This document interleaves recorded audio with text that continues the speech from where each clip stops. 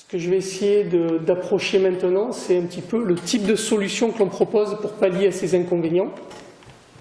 C'est une approche, vous allez voir, qui est basée sur des modèles sémantiques qui portent un vilain nom, ça s'appelle des ontologies, mais c'est vraiment ce que l'on utilise et ce que l'on met en œuvre dans notre société. Donc on va voir que les modèles, en fait, sont ni bons ni mauvais, il faut juste qu'ils soient adaptés à l'usage que l'on souhaite en faire. Donc on a deux approches complémentaires. Il y en a une qui va adresser la problématique du fond, qu'on appelle cette approche EcoMaps, et l'autre qui va adresser les problématiques sur l'approche, on appelle cette approche Seamless. Alors EcoMaps, c'est une approche qui a été bâtie par rapport aux facteurs clés de succès. On a vu tout à l'heure les causes d'échec. Donc pour éviter tous ces échecs et faire en sorte que le projet PLM soit un succès, on a mis en place un certain nombre de guidelines, on va dire, de bonnes pratiques, qui concernent chaque élément que je vous ai présenté tout à l'heure, le métier là en rouge, la sphère logique en vert, la sphère technique en bleu, la grise de l'organisation et puis la transition entre tout ça qui est représentée par la flèche jaune. Donc l'idée c'est qu'on met en place ce genre de guidelines pour essayer d'amener des bonnes pratiques à chaque étage de la fusée, encore une fois. Je vais passer très vite. On s'appuie sur les invariants métiers parce qu'on sait qu'au niveau métier, ça ne bouge pas alors que l'ensemble des autres sphères bougent relativement beaucoup. Là, ce sont des exemples d'extraction que l'on produit avec notre méthodologie pour représenter, par exemple, les motivations de l'entreprise, pour représenter le scope sur lequel l'entreprise veut agir de manière très claire, pour représenter les différentes transitions qu'elle veut mettre en œuvre sur ce périmètre métier, les différents processus qu'elle souhaite couvrir. Donc tout ça, ce sont des extractions qui ont été générées automatiquement à partir de nos outils, etc. Ce qui est d'important, c'est qu'en fait, tous les livrables que l'on doit produire tout au long du projet sont complètement interconnectés parce qu'en fait, les sujets métiers sont interconnectés entre eux. Et cette interconnexion, en fait, on va la capturer dans une base de connaissances par rapport à un modèle, et ce modèle va nous permettre de restituer sous forme documentaire tout ce qui a été capturé au niveau le plus fin. Voilà. L'idée c'est quoi? C'est d'avoir en fait un réseau sémantique qui nous permet de projeter des vues métiers, des vues informatiques de tout ce qui a été capturé le long du projet.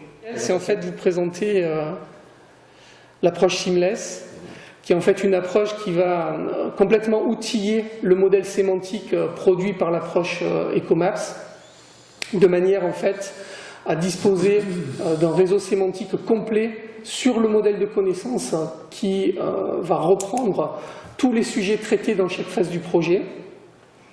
Alors si je reprends encore l'analogie avec la voiture, l'approche Seamless, c'est j'ai un seul moteur, plusieurs carburants. C'est un petit peu comme si le matin, avant de partir au travail, vous mettiez un certain carburant dans votre voiture et vous avez une Smart, et puis le week-end, vous mettez un autre carburant dans votre voiture et puis vous avez un 4x4 pour aller dans la colline. Voilà, donc notre approche, c'est le moteur, ce sont des composants génériques issus des technologies du web sémantique, et le carburant, ce sont des ontologies. Donc notre roadmap, c'est aller vers un moteur de plus en plus générique et des ontologies de plus en plus spécifiques. Donc on a une architecture fonctionnelle qui nous permet de définir des composants des ontologies, de les peupler, de définir en fait des bases de connaissances qu'on appelle assertées, où on affirme un certain nombre de faits, des moteurs d'inférence qui nous permettent de déduire de nouvelles connaissances à partir de ces faits, et ensuite on a des outils de requête et d'extraction pour produire un certain nombre de rapports. Tout ce que vous avez vu dans la section précédente a été généré avec cette technologie. Voilà, donc en fait on part de ce qu'il y a dans la tête des experts, on structure l'espace de connaissances et puis ensuite on le représente avec les grands paradigmes de structuration de l'information, on le visualise, on ajoute tout ce qui est attribut de positionnement, de couleur, etc. Et ensuite on l'implémente dans des outils cibles de visualisation. Alors l'outillage aujourd'hui est un outillage basé sur un éditeur d'ontologie très connu qui s'appelle Protégé, avec un certain nombre de plugins que nous avons développés. Et là on est en train de préparer une roadmap V2 pour aller vers des outils full web en fait pour exécuter pour soutenir la même architecture fonctionnelle mais avec d'autres composantes techniques. Voilà, je passe rapidement. C'est la modalité classique de traiter un sujet. Ça c'est la modalité lorsqu'on utilise la cartographie sémantique, donc on va essayer de comprendre de quoi parle le projet, on fait le modèle sémantique, on paramétrise la boîte à outils, on sort des livrables que l'on génère, qui constituent tout ou partie du livrable final. Voilà. Donc en conclusion, Seamless nous fournit l'outillage, Ecomaps les bonnes pratiques, et au final tout ça nous permet de maîtriser les activités de spécification du PLM.